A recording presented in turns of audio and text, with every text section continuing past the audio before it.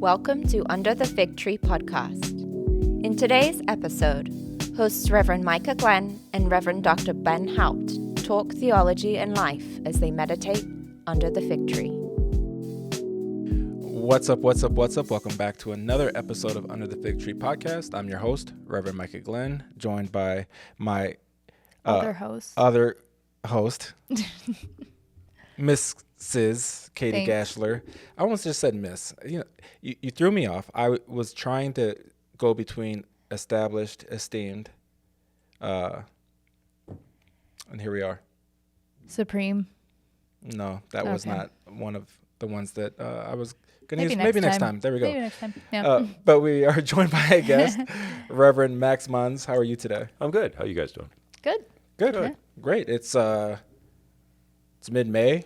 Mm-hmm. So the academic year is coming to a close. Things shift, begin to get ready. You're of course around because that also means the Board of Regents. Indeed, yeah. Max is a pastor at University of Iowa. See, I almost made a mistake there. That's why I paused. Yeah. I was going to say Iowa State, and I know that's a thing. No. But Iowa's supreme, like Kati. Yeah, so there you go. Yeah. So a campus pastor at University of Iowa, but also, not just a regent for Concordia Seminary in St. Louis, but the chair of the, I get to chair Board of the board, yeah. And how long have you been chair now? Since the great peppercorn departure, right? Whenever that took place. So what's that? About 3 years, I believe so. 4 years or so that I've been doing this. Yeah, and it's a ton of fun. It's a lot of work, but it's a good work. It's a joy to do it, and it's great to be on campus with graduation and all those festivities, and watching the students get ready to go out and leave and go about their business, and it's really, really a cool thing. And later we'll ask you what a Board of Regents does for our listeners that need to know. Sure. Because, I know. And for the regents that need to know. Yeah. Right. Well, it's an interesting time because, of course, just a month ago was call day. Yep. And for our concluding students, that is the bigger day. Where are you going for your first call? And it's not like an afterthought, but I'm even putting myself back to when I was a concluding, so it's call day. Sure. And then you got your documents, and it's like, all right, I got a couple extra papers to finish. And you still got to go for 3 weeks of class. That's right, yeah. Exactly. Yeah. And then it comes to commencement, and it's like, oh, right, I'm getting a degree. I forgot about that. Yeah. But we have a wonderful tradition here, and I don't want to, weather permitting, commencement is in the academic quad. No, not the academic quad. The quad. The quad. Yeah. And if you've ever been on our quad, kind of where Luther Tower is coming out of Wartburg, and you've ever wondered why there's 2 sets of stairs and that kind of concrete stage, that's where you walk up, you receive your academic hood and your diploma, and then you go back and sit down. But it's a great thing. It's one of those things where, again, call day is a big moment, but then the commencement's just kind of this capstone event, and then get out of here, kid. Go be a pastor. That's right. Yeah. In a place you'd never heard of. Sometimes that is the case, exactly. Max, we'll just jump right into it because as I was talking about it, and I have a load of questions for you about your time here at the seminary. And so if you don't mind, can you share with our listeners, what was your journey, your path, and those things that led to you begin to pursue a career as a pastor? Yeah. So for me, it started back in college. I went to college. I was not a Lutheran. I met up with some guys who lived a floor below me who went to the Lutheran chapel at the University of Michigan. And I went and fell in love with it. I was so amazed. They handed me a little red book. They said, we're on page 5. We get to page 13, we're done, or 14, we're done. Thought the pastor must be following me around campus because he knows about my life. And I was so impressed that he would read a portion of Scripture, and then the sermon was on that portion of Scripture, not on what he thought, but what it actually said. Right. And I thought, I have not experienced this anywhere else. So I went through confirmation my sophomore year of college, and then actually worked for the church in the summer, doing cleaning, reaching out to students, and a guy by the name of Paul Felber, who was the longtime music choir guy at Concordia Ann Arbor, was our vacancy pastor. And he encouraged me to think about the seminary. And I thought about it for a long time, from probably about 1986 to 1990, and always thought about going, but always concluded that this is me. This isn't God. I want to do it, but God would no way want me to do it. Right. And ended up getting married, and my wife knew I was thinking about being a pastor, and we were married for all of about 2 months. And she came in and, in her very sweet, kind way, said, "Look, if you're going to do this pastor thing, we're doing it now. Yeah. Because we got no kids, we got no home, we don't even have a goldfish. So if you're going to go, you're going to go now." And I said, "That makes sense." And then she disappeared out of the room and came back with 2 pieces of paper and said, "You need to write an essay." I said, "About what?" She goes, "About why you want to be a pastor." I said, "Why?" She goes, "Well, I'm filling out your application." So she filled it out. That's incredible. And then we came to school. So really, I kind of blame her for giving me the kick in the behind that I needed to make it all happen. And then came down in 1992 and did summer Greek, and was shocked when Jim Veltz walked in the room and said, "I'm Jim Veltz. It's my job to help you pass this class." And I said, "This isn't a real school. They're not trying to weed me out. What's going on?" And found out, no, they're not trying to weed you out. They want you to stay, and they want you to become a pastor. So it was a great journey. I give thanks and praise to God for my wife and for the pastors in my life who encouraged me to come and give it a go. And it seems to have stuck. So, Sure. Yeah. I like that story about your wife and how, our campus is so focused on bring your whole family here. You Sure. have to bring your whole family here. Yep. And spouses are such a huge support while a student's here. So Absolutely. she got you here. Yep. And how did she support you while you were here? Oh, well, back when I went through school, I graduated in 96, we had to pay tuition. We didn't have guaranteed tuition. Yeah. We got out debt-free, and somebody said, "How did you do that?" I said, "Well, I married well." My wife's a mechanical engineer by trade. Oh, wow. Nice. So we went from a dual income down to one income, and we lived off her salary as an engineer, and she paid for me to go to school and supported me and would let me do home devotions in Greek while she had English to help me get better at that. She'd hold flashcards in front of me when I was a student. And it has been that kind of support for, how long have I been doing this? Almost 28 years. And she is forever at my side and forever a support to me in my ministry. She reads sermons before they're preached, and she'll say, "This looks pretty good," or she'll go, "I have no idea what you're trying to say here. This is no." Yeah. She's just a marvelous laywoman in the church, and just a great support to me. And I recall that when we were leaving, Art Groudon was the placement director, and he asked her, "What do you see as your role?" And she said, "Taking care of him." And that's what she does. She takes good care of me. Yeah, she's an amazing lady. That's awesome. Yeah. If you don't mind me asking, what did you study in undergrad? So in undergrad, I went to school to be a band director. Okay. So I started out in the music school and got to about my junior year and realized, wow, this stinks. I hate this.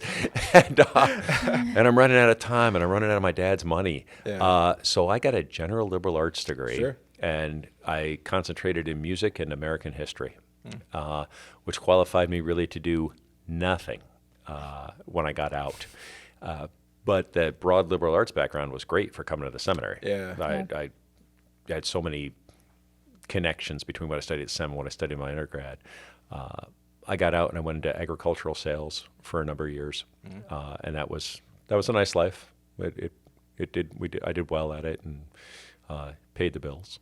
It was good, but Then my wife came home one day and said, "You're going to go to seminary." So, Sure. yeah. Well, and we were colleagues from CTS and another Jesse Keeker. We spent an afternoon at the International Center yesterday. Was set apart to serve, thinking about Sure. recruiting for second career guys. Some of what you said was, as we were like trying to think about conversations we have with second career guys who are thinking about seminary, who have been encouraged to at least have conversations with us. That question of I call it the fitness question. Am I fit to do this? God might be working in my life, but there's no way he wants a guy like me to be a pastor. Sure. I always go back and forth. I don't know if I was second career or just a late bloomer. Before I went to Concordia, Chicago to finish my undergraduate degree, I had a job with benefits.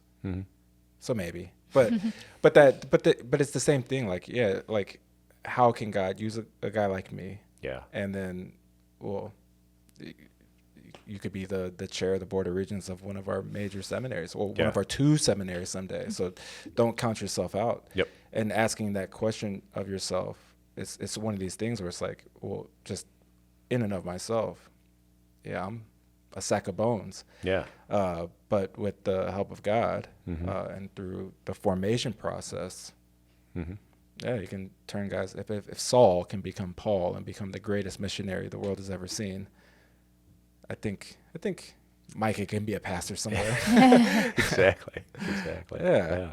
That's awesome. Oh, and then too, the spouse, because a lot of second career guys, not all of them, of course, have spouses. Every once in a while, we'll get a question of, well, my wife's not quite on board, or she doesn't want to move. She's fine with me being a pastor, but she wants to stay here. Can I come to the seminary and study without her? And our answer is, of course, never. Yeah. For a lot of different reasons, and that conversation could go a different way. But yeah, just hearing you talk about your wife's role and encouraging you to come, helping you be here, and then even after, it's just remarkable. Oh yeah. Yeah. She's lifelong Lutheran, Lutheran day school, parochial school. So she knows her stuff, and it's just been marvelous to have her support, and then we got 4 kids, and the raising of the 4 children and stuff, and her role in that has been immense. Because it wasn't the case, if Dad's gone, that doesn't mean you don't have a home devotion. Mom's going to do it, and that's the way it is. And she says, I have to sit in the pew with 4 kids. And I'm like, yeah, you do. I said, but I have to sit up there all alone with everybody looking at me. So, Did you use your music in ministry at all? I have, in the sense that, so I'm a trombone player by trade. Now, when I was in seminary, that really helped a lot. At the time, I think it was Henry Gerke was the cantor, and he would hire us out. He would find congregations that needed brass players, and he would send us out, and that was great that we got those opportunities. And I still do it from time to time for district things. And I have a son who's a very, very accomplished trumpeter, and he and I play together. I don't know why he still plays with his old man anymore, but yeah, it's been something that I've been able to do. And then, of course, with teaching congregation new hymns, things like that, of having a little bit of a vocal background, that's been something I've been able to do. And then, chanting the services and those kinds of things has been something that we've been able to do. I'm blessed. I've always served in a congregation with a tremendous organist. And then being at the University of Iowa, the musicians that we get from the music school who will come over and attend services has been insane. I often say, go hear them now while you can afford it. Sure. Because some of these guys are going to have careers that are going to be through the roof, and you won't be able to afford tickets to go and see me play. Yeah. What year did you graduate from here? 1996. Okay. And where were you placed? My first call was to St. Paul's Lutheran Church in Luzerne, Iowa. When they read my name in the place, I said, where in the world is that? And I wasn't really talking about Luzerne. I had never dawned on me that Iowa was directly above where I'd been for the past 3 years. I'd never been set foot in the state of Iowa until I took a call there. And Luzerne was a town of 96 people. We were there 4.5 years. We got it up to 102 with our family. And then it plummeted back to 96. A rural congregation. Didn't sit in the middle of the cornfield, but pretty close. Marvelous people. We had a wonderful 4.5 years there. They were great. They took great care of us. They would hand me the towel to dry my ears at times as a young pastor. They rolled with my mistakes, and they were really a wonderful bunch. A great bunch of folks. So then how do you go from there to being the campus pastor at the University of Iowa? Yeah, that's kind of interesting. So I consider myself to be a product of campus ministry. Okay. Because when I went to the University of Michigan, Right. I was a nominal Christian at best. Received excellent catechetical instruction and then excellent preaching and Bible class during my time there as a student. So I really had an affinity and a love for campus ministry and what it does. And so I end up at St. Paul's in Luzerne, and during my time there, the campus pastor at Iowa retired. And all of a sudden, next thing you know, I got the call to go there. And it was interesting. I had 4 little kids, aged 5 and under. All right. And now you're going to go to a congregation that's only about, the congregation itself, maybe 20 people. Yeah. The rest is college students. You have no Sunday school. There are no peers for your children there. And yet, when you ask yourself, where can I best serve the kingdom, the answer is clear. It's there. Yeah. So we packed up and went. And our children always say, well, we never had a peer group at church, and they never did. They had a ton of heroes, had a ton of examples, just absolutely stellar college students who are following Jesus and loving the Word, who were just excellent examples for my children, such that when my children went to college, they really picked their colleges based on what the campus ministry was. So they went to the University of Northern Iowa, which has a marvelous campus ministry, College Hill Lutheran. And I had one daughter who went to Coe College in Cedar Rapids, which doesn't have a campus ministry. And she would drive to where she had been. We had partnered with another congregation for youth group. So she drove out there. It was about 20 miles one way. Wow. And I said, Annie, why are you driving all that way to go to church? She says, well, I know the pastor. Sometimes girls just got to drive to get her liturgy, Dad. Like, okay, fair enough. And so that kind of thing. And now they're all adults, and by the end of next month they'll all be married, all active in the church. Nice. And which some would say, boy, at a campus ministry, how does that happen? And I look and I think, well, we had a lot of college kids who helped raise our kids. So Yeah. it was great. Yeah. We got to meet some of those college kids back in January. Back in January, we brought a Yeah. bunch of them down. Yeah. Yeah. Yeah, they had a blast at that retreat that we had down here. They were so much fun. It was great. They are just a ton of fun. We just had a party for them at our house when the school term ended, and they're just great.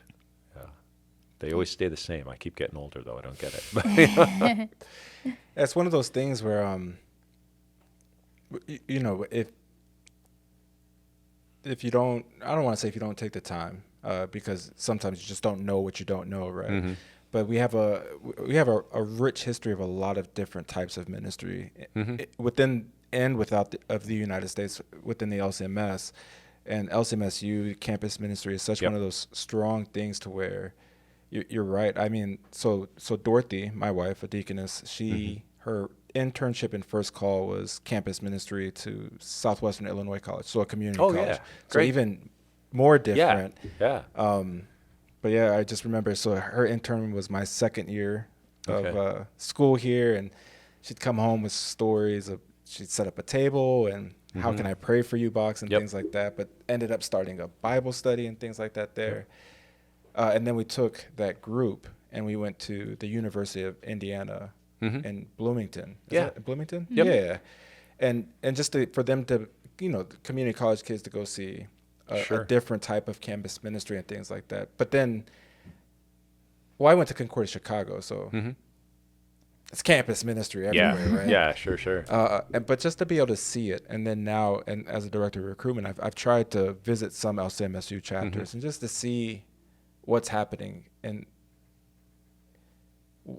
those different places for kids who have grown up in the church, but for kids that are there and alone and don't know exactly what they're searching for, but somebody comes and puts their arm around them and brings them into the body of Christ. And it's just for that time of life, it's such a vital thing. Oh, yeah. Because it's very easy to, even if you've grown up in the church, to get lost in the mix of that. It really is. Yeah. It's, we're 3 blocks from the dorms.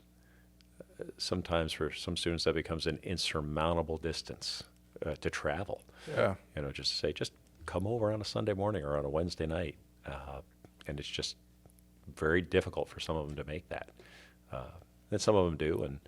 And it's good things we got couches that they can sleep on because they come over. They're there all the time, which is great. But it's a very interesting time of life for a lot of students. And, we see a lot where freshman year, sophomore year, hit or miss or not at all.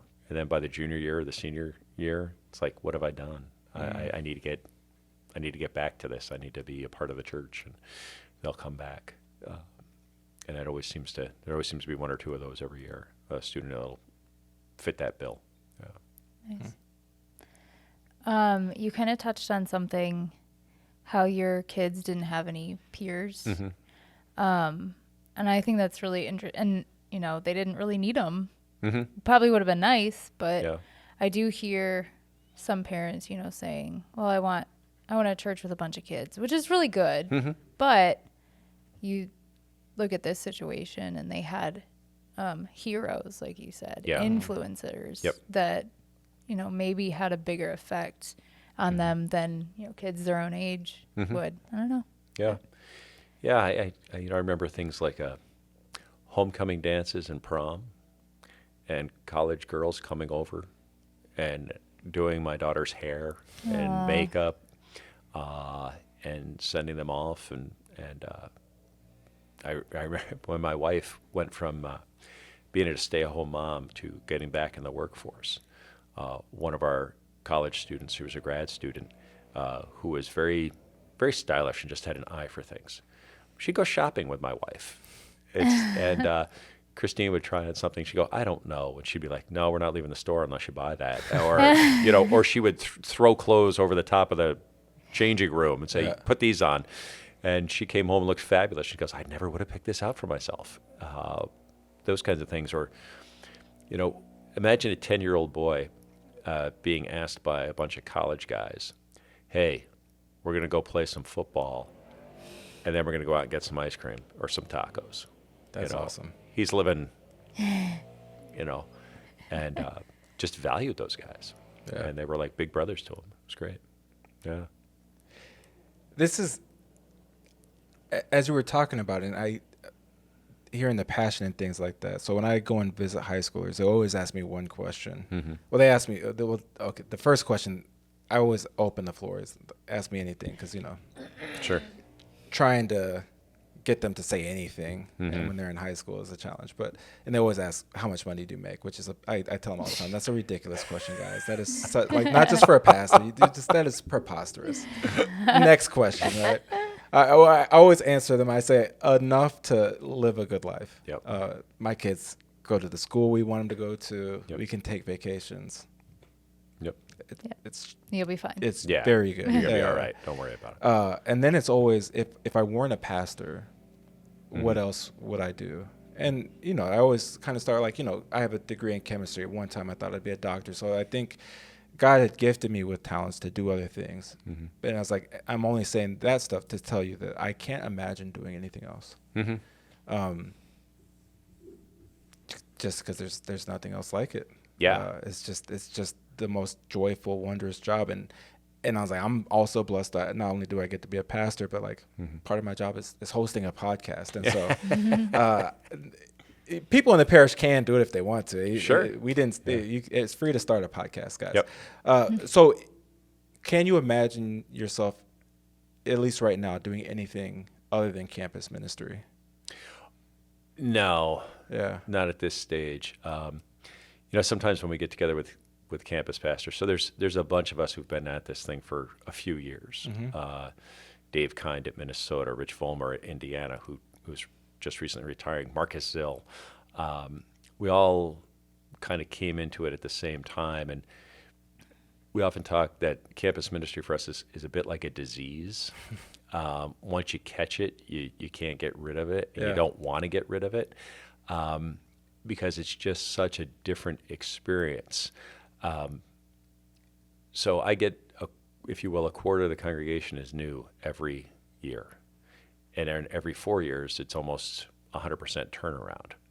So it's very difficult to look and to say, I've accomplished kind of everything I think I could accomplish here. Because the challenges are new every year. And you can do an event one year, and you'll get 15, 20 students will show up to it. This is the greatest thing on earth. Oh my gosh, I can't believe that I had so much fun at that, and that was great. And then you do it again the next year, and what? Why do you want to do that? That's stupid, Pastor. We don't want to do that. So you learn very quickly. Let them decide what they want to do. Yeah. But you just never know what's going to happen, and you just have to learn to roll with it and say, okay, we're going to do this, we're going to do that. And look and say, well, what's the one thing we're going to do every year, no matter what, whether you like it or like it not? Oh, we're going to preach Christ crucified. We're going to teach the scriptures. We're going to celebrate the sacraments. And that we're going to do if 2 people show up or 150 people show up. And sorry, that's just the way it's going to be.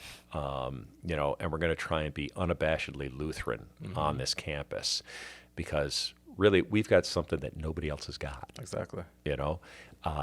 And you need to invite your friends to come and experience this and to see what this is all about. Because if they're really questioning, how do I really know I'm saved? We're the only ones who have the answer for that. So they got to come and be a part of that. And that's been a ton of fun over the years to do that.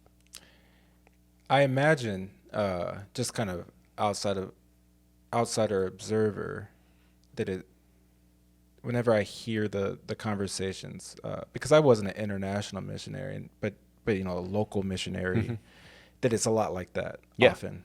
A lot of conversations with non-Christians or former Christians or people hurt by the church. And especially, again, at that really critical age, trying to be that that bridge for them. Does it ever get, and again, it's does it ever get heavy, exhausting, or anything of that nature? Oh yeah, I mean it'll get frustrating at times, and it'll get heavy and exhausting.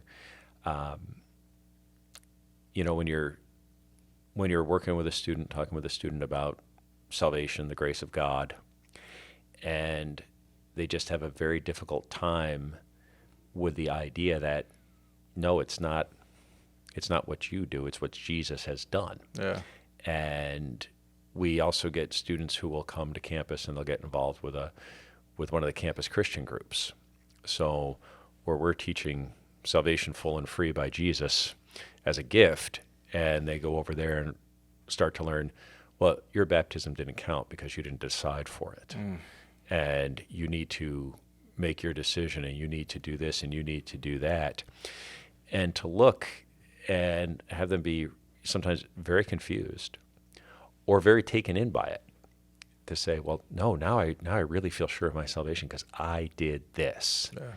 And to have to look and say, that's frustrating because Jesus did that, and he's got it all covered for you.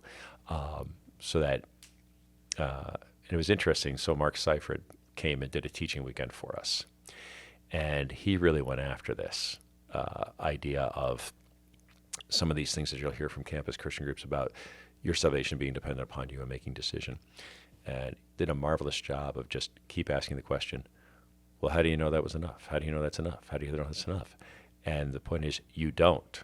Another former non-Lutheran. Yes, by a the former way. non-Lutheran. But he's such a brilliant Yeah. theologian and wonderful man. And as opposed to, well, Jesus did everything for you. Yeah. Receive it as a gift. But no. He did everything for you. You know? Right. Yeah, and it's just marvelous stuff.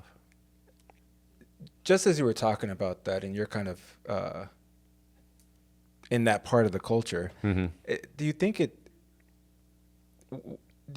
just kind of the and this isn't a statement against America, this is the greatest place on earth, but do you think part of our society and like work hard, do this, do that, do you think as kids are growing up through school and being told that whatever you want in life, you have to go out and get it by the time they get to college, do you think that makes it that much more difficult for them to hear the gospel and for it to take root? Yeah, I think in some cases it certainly does. You know, the idea of the, I think we still deal with the self-made man or the self-made Right. woman. You know, I did this, I did that. You know, especially I think about when my kids were in high school and you went to the honors assembly, and there was one particular young lady one year my eldest girl graduated. Every award, every volunteer opportunity, everything.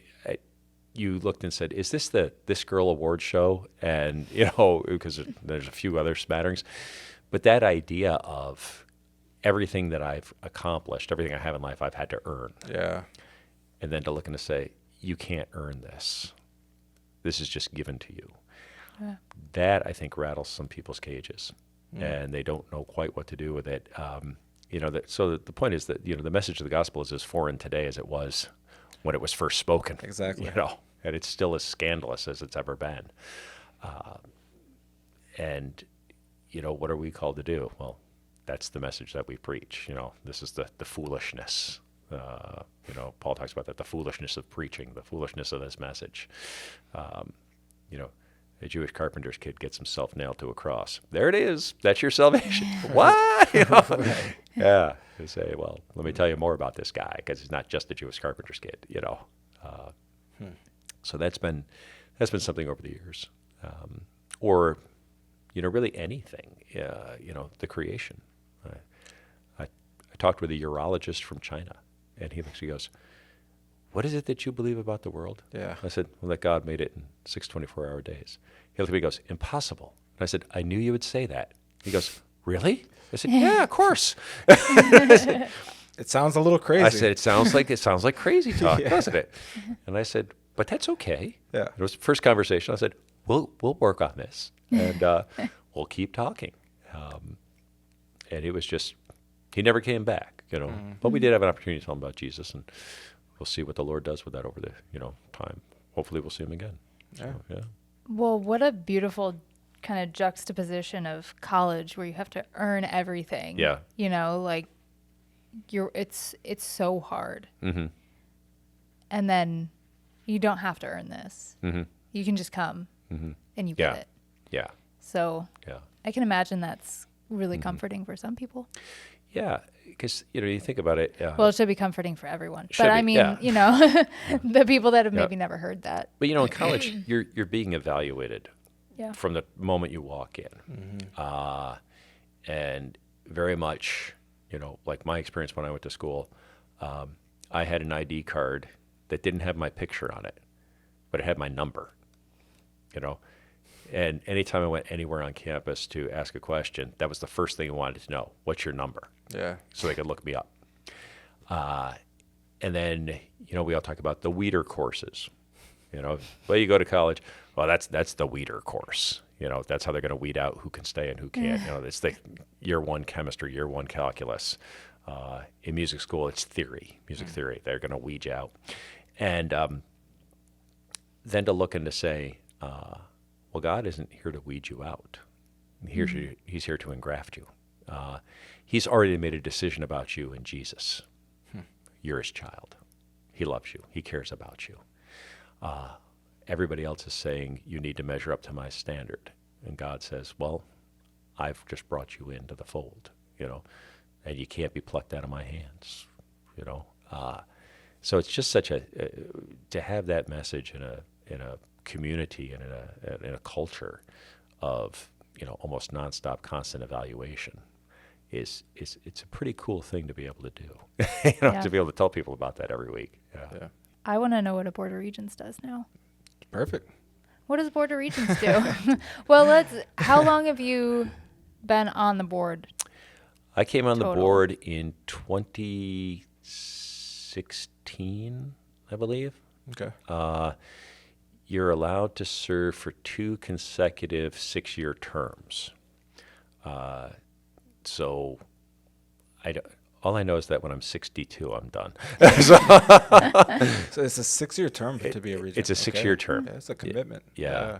I guess let's talk about how you get on the board. Yeah. There's 2 ways that you would get on the board. One is you're elected by the Synod in Convention, and they elect laymen, commissioned worker, and pastors to the board. Then you can be appointed to the board by the board itself, and that's how I ended up on the board. I was appointed by the board itself. We also have a non-geographic district president. Ours is John Willey from the South Wisconsin district. And then one of the vice presidents of Synod also sits on the board. And we have First Vice President Peter Lang, who sits on the board. So the board is really responsible to the Synod for the institution that is Concordia Seminary.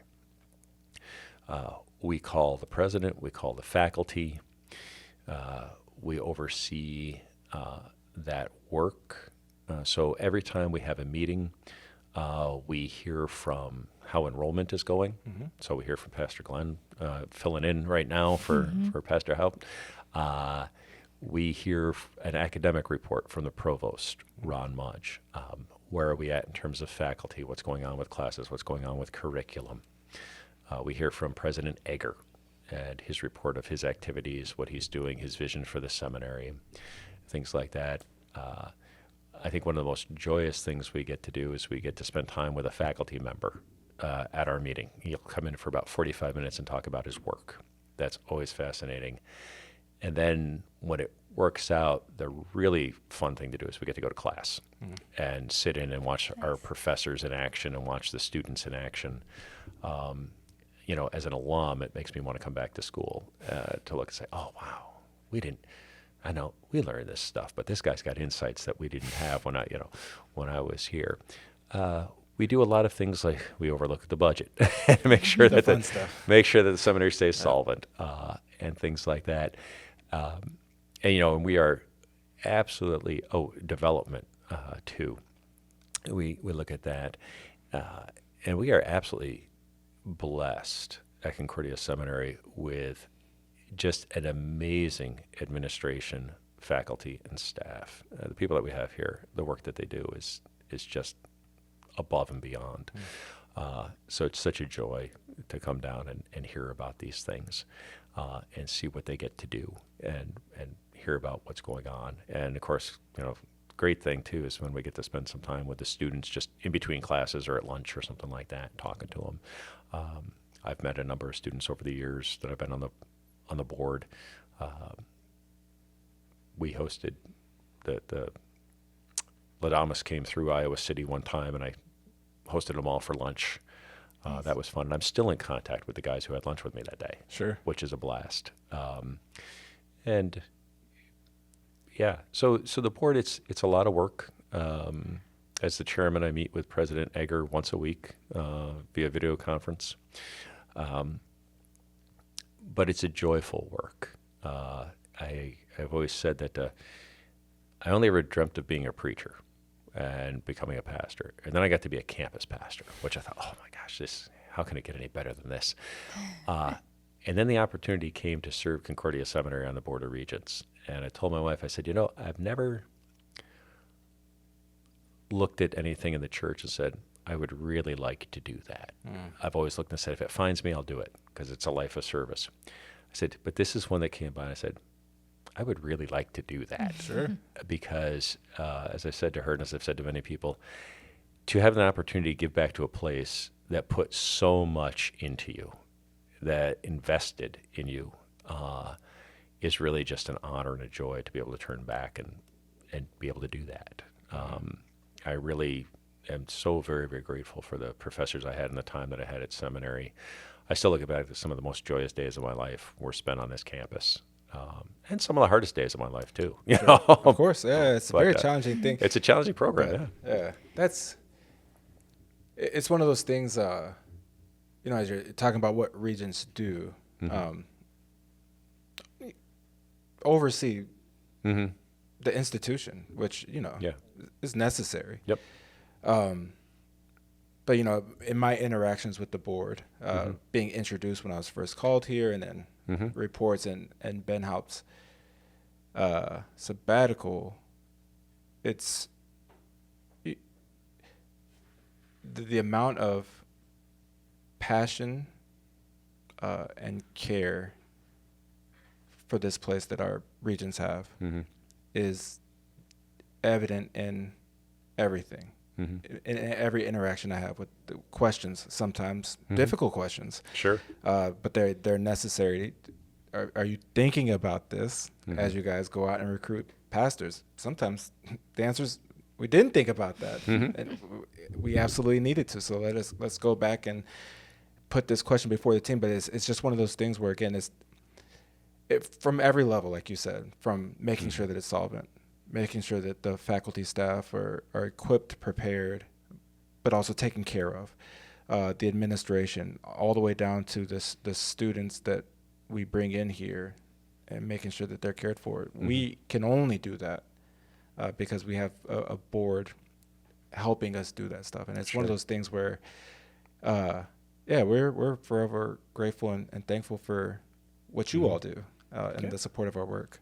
That's very kind. Thanks. Yeah. You come on campus twice a year? Is that right? 4 times a year. Oh, wow.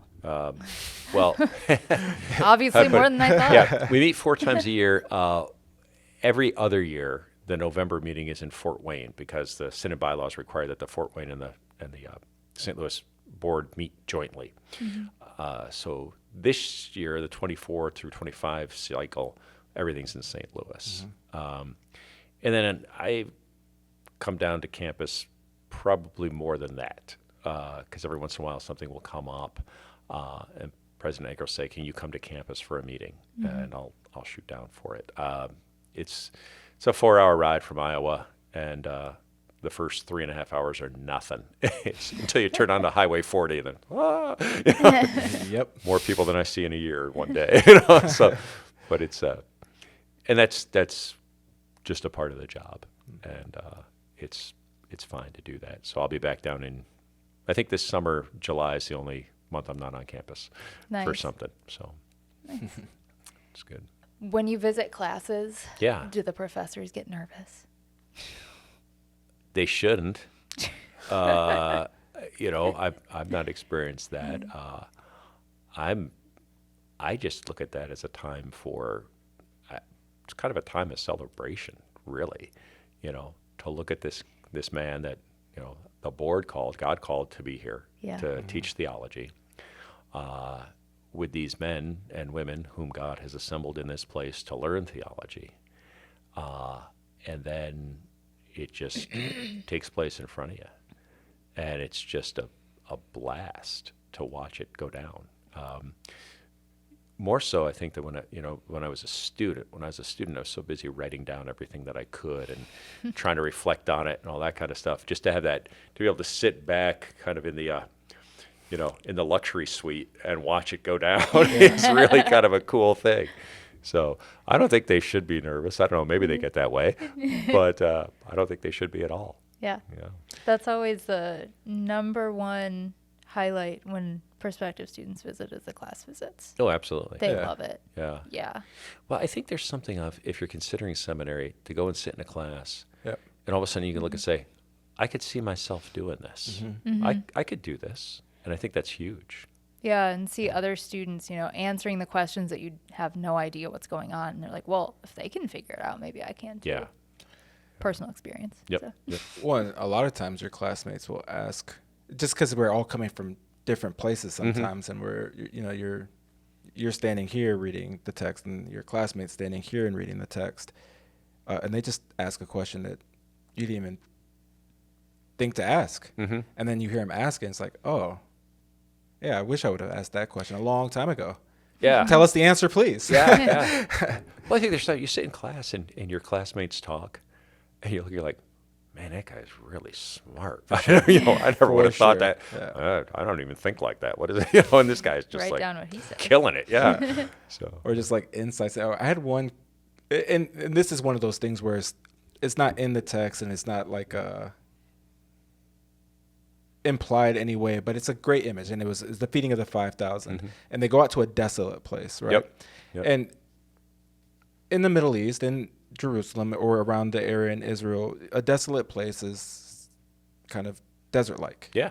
But then when it goes to the feeding of the 5,000, as Jesus is blessing the loaves and the fish, and it's multiplying, the people have green grass to sit down on. Yeah. And he's like, Mark's Gospel. Yep. he had this image. He's like, what if, as Jesus is blessing it, his complete control over creation is being demonstrated, and green grass for the people to sit down on sprouts up? Well, who knows? The text is silent, and just for a class, just to hear like, a great image. I probably won't ever preach that. Yep.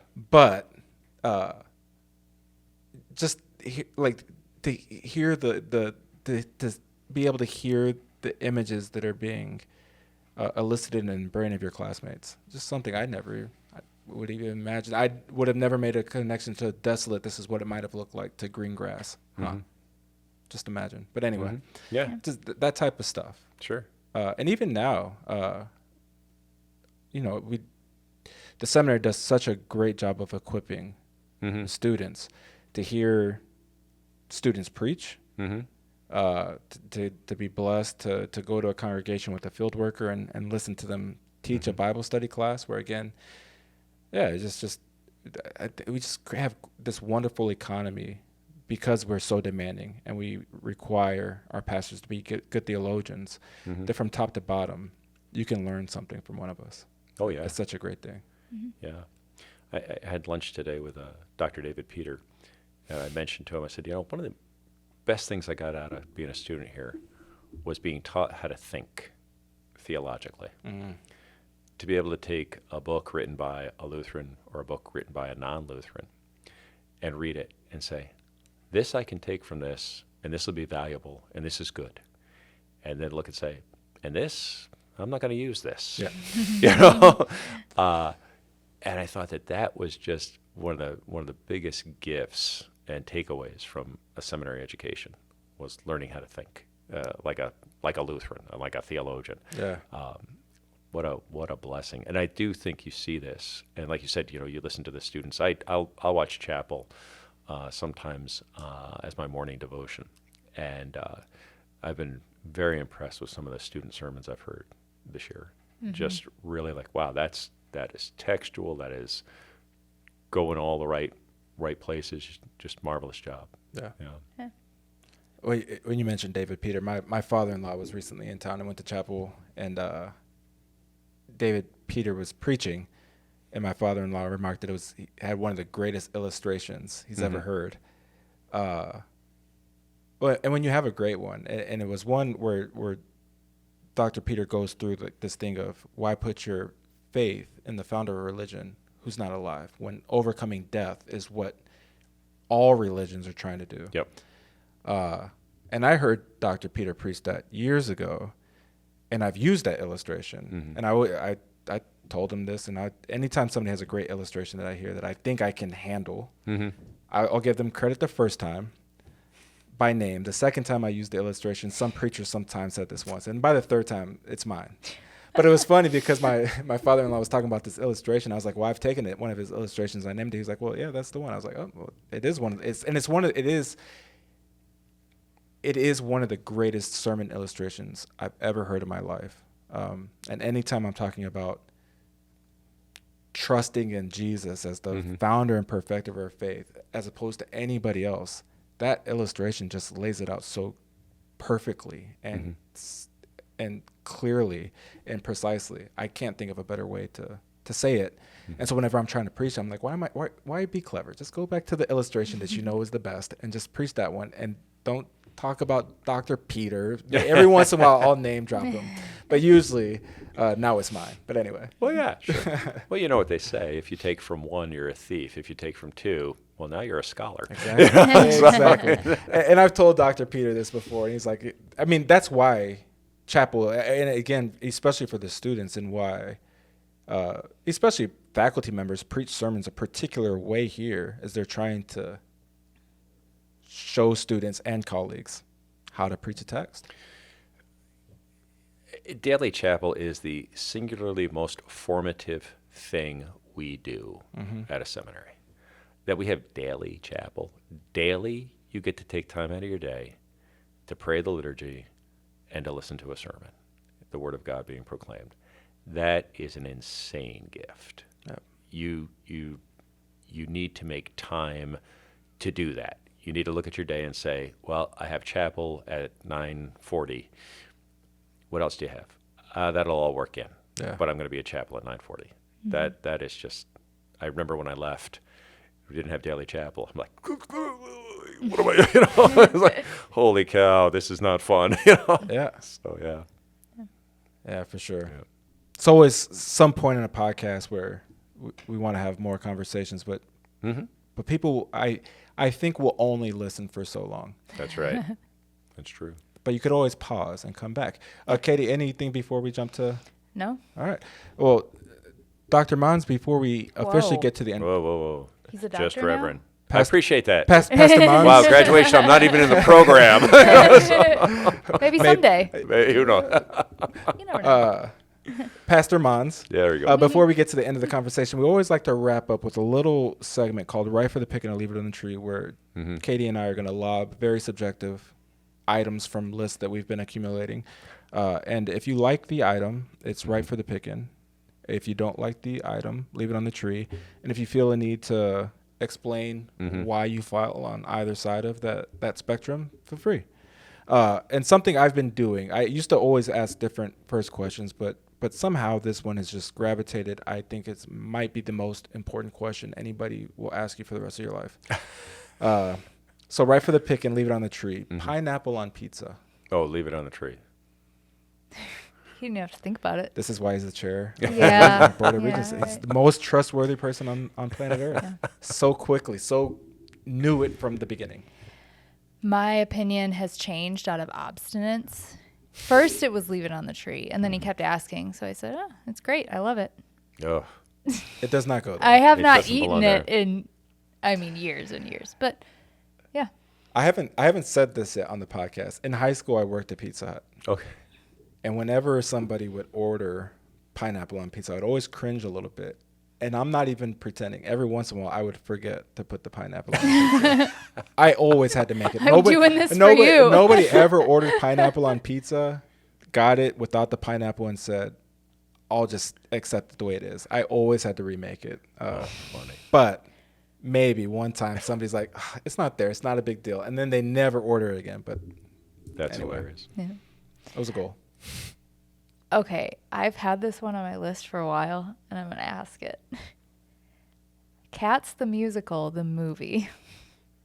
Oh, leave that on the tree. Have you seen it? I haven't seen any no. version of Cats, so it's going to leave it on the tree. Yeah, I saw... Don't bother. You are blessed among men. Yeah. You saw it? You saw the movie? I watched maybe it was a short, or I was watching a show and a clip of the movie Cats popped up, because for a moment, because I'd never seen a Broadway musical, it was like, now it's kind of accessible because it's a movie. I was like, maybe I'll watch it. And then I saw that like a 15-second clip. I was like, oh no, I'm not going to watch that.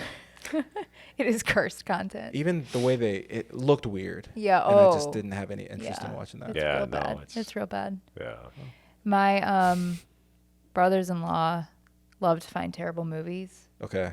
So they wanted to watch that one, and my husband was like, no, absolutely not. And I'm like, you are 3 against 1. We're watching this. It was horrible. Good for Paul. Good for Paul for trying to stand And his he ground. hated it. Yeah. I mean, we all did, but that was the point. So, yeah. Oh my gosh. But what do you do to get that time back, though? That's yeah, like, it's gone. Yeah. It's just It was gone. bonding. Yeah. Sure. Okay. All right. This one I haven't asked in a while, but right for the pick and leave it on the tree. Prop planes. Oh, they're ripe for the picking. Okay. They're cool. Okay. They just look cool. And you're fine flying in one? Yeah, I've done it. Yeah. Yeah. Is that just like a small plane? No, it's Typically, but yeah. it doesn't have to be. But usually, right, they're small. So we landed in Poland and had to fly to Vilnius, Lithuania. And it was one of those where the props were on the wings. Yeah. Yeah. And you get on that, it's like you feel like you're in Casablanca movie. You know? It's like, you know? And you walk out onto the tarmac and it's pouring rain. And you're like, well, anything in that suitcase is done. Yeah. And then you just listen to for however long it took to get to Lithuania. Yeah. It's crazy. Okay. I have no idea. I guess right for the picking. I'd try it. Yeah. I'd get in one. Yeah. So here's the life story. And so I think formally, it's leave it on the tree for me, just because I feel like not every plane crash is a prop plane, but many are. But we have a trip coming up soon. I'm speaking at Camp Arcadia this summer, and from O'Hare to Traverse City, I'm just looking at the size of the plane. I'm assuming it's a prop plane. So I think I'm going to have to go on one of these rides very soon. Okay. I've flown out of the Fort Wayne airport enough to tell you you'll be fine. Because it's only tiny planes. Yep. Well, I have been on small planes where it's like the plane where it's like 2 seats and 1 seat. Yeah. But it's just every breeze is just so uncomfortable. I feel like they do constantly just drop. Yep. And then drop. And it's funny because I travel a lot for work, so you think I'd get over it, but no. I can't anyway. Oh. Okay. Right for the picking or leave it on the tree. Carrot cake. Oh, leave that on the tree. No. It's vegetables in a cake. Oh my God. It does not belong. He gets it. Yeah, no. Who wants vegetables in their? I want carrot cake. No. It's my favorite cake It's besides not. cheesecake. Yeah, No. well, I don't really like cake. But so. it's a texture-y thing where Oh, all of a it's sudden fine. you're eating it and all of a sudden you got this crunchy thing. No. It's Thank so you. good, and the frosting, it's so good. I feel like I'm experiencing deja vu right now. I feel like this conversation has happened on this no, podcast. it was with tofu, not carrot cake. Okay, but it just makes sense. It just makes sense. Yum. Like, very sensible, Max. I appreciate it so much. Man, I feel like Okay. you're in I am not in a minority. a large No. minority. No Like the way. majority minority of people. No. Like, People that is- people love carrot cake. Dale, do you like carrot cake? Never mind. Yeah. I didn't ask him. That is a preposterous question to ask people. Carrot cake. Kevin from The Office has answered for the universe. No, that was about mini cupcakes. No, it was carrot cake. It's like later season. Oh. Vegetables and his problem was vegetables and cake. Okay. Anyway, all right. I was gonna ask badminton, but I'm gonna take it back. Right for the pick and leave it on the tree. Backyard games. Oh, they're ripe for the picking. Yeah. In campus ministry, like right now, I've got a set of sisters, and they are the queens of the backyard games. Okay. They come to my house, they unload their trunk. We have like that 4-square volleyball thing, Sure. Nice. spike ball, Yep. cornhole. They bring them. They're great. Yeah. My 87-year-old father-in-law is like the backyard cornhole king. Okay. It's great. I'm decent, but I'm not. The guys there are just consistent. Yeah, no, he is. He's just got one motion, and it's like, geez, Grandpa. He's not- Yeah, good for him. Mostly leave it on the tree. Okay. Yeah, most of them I just don't really care for. I like bocce ball. Yeah, bocce ball's Yeah, good. that's all right. Yeah, I like that one. Eh. Okay. Leave the rest on the tree. Yeah, they're right for me. I especially like getting introduced to new ones. And one time, it was like a post in the ground. So opposite post, a bottle sits on top of the pole, and you throw a frisbee back and forth. And if you hit the pole, if you hit the pole, it's like a point. But if the person on the other side catches the frisbee, it's not a point, or they get 3 points or something like that. And if you knock the bottle off, it's 3 points. And the same thing, like if you catch it after it hits the pole or the bottle. I'd And then play that. if they throw it and they don't hit it and don't hit the bottle, but you don't catch the frisbee, I don't know. This sounds complicated. Never But it mind. was Maybe but I it was a wouldn't lot. play that. I just played it, and we kept winning, and that's all I know. Oh, You know, okay. Jarts were outlawed during my childhood. If you know what jarts are, they'd like the lawn darts. Yeah. You'd have a circle, and you'd throw these enormous darts With with one another, and people would get impaled on these Oh things. my gosh. But this was, this was what, late 70s, early Yeah. 80s. That was fun. I was gonna. It still sound. It does. It's still pretty. sound fun. It's still fun. but The it's- element of danger is yeah, part the of element of fun. danger is part of the fun. Yeah. A little So- bit of competition. Yeah, Exactly. I love Yeah. backyard games. So. Yeah. Oh, I gotta pick another one. Okay. Oh, I think I did this one already, so I'm not gonna do that. Ripe for the picking or leave it on the tree. Sweet tea. Oh, ripe for the picking. You're from the north, though. Well, before I went to seminary, I was a salesman in agricultural for an agricultural biotechnical company, and for most of my clients were in the Deep South. Okay. And for about 2 months before I got married, I lived in the Holiday Inn in Dothan, Alabama, and so we drank a That'll do it. lot of sweet tea when we were down there. Yeah, I can't do it anymore. I'll get it and I'll ask for a half and half Yeah. regular tea, half sweet tea, because sometimes you get it and it's like, I'm going into insulin shock It's here. like syrup. It's like a syrup, yeah. So I did my vicarage in Huntsville, Alabama, Okay, sure. and they always made fun of me because I would always reach for like the unsweet tea, and they're like, "Vicar, that's just there, but nobody drinks it." And so, Southern sweet tea, I'm gonna leave it on the tree. It is intense That's for too me. much. But I do drink sweetened tea. Like when I make tea at home, iced tea at home, I put sugar in it, but it's not sweet tea. I won't pretend like it is. Sure. So I'll leave sweet tea on the tree. Yeah, it's leave it on the tree for me. I just want tea. Regular tea is so good, but yeah, With no sugar? no sugar. It's like the carrot cake of tea. Anyway. Okay. Well, Pastor Mons, it's been a joy to have you on the podcast. And of course, we're very grateful that you're both an alum, but currently the chair of our Regents. We thank you for your service, because it is an unpaid job. Yeah, Yeah, no, it's they just don't pay us. complete service to the seminary. Yep. And so we deeply appreciate it. Before we sign off, if you had one piece of advice for anybody thinking about a career in church work, what would that one piece of advice be? Pursue it. So if you're thinking about coming to the seminary, arrange a campus visit, come down, see what it's all about, see yourself here. And if you come and it's what God wants you to do, blessed be God. If you come and you conclude, boy, I'm not supposed to do this, now you know. Yeah.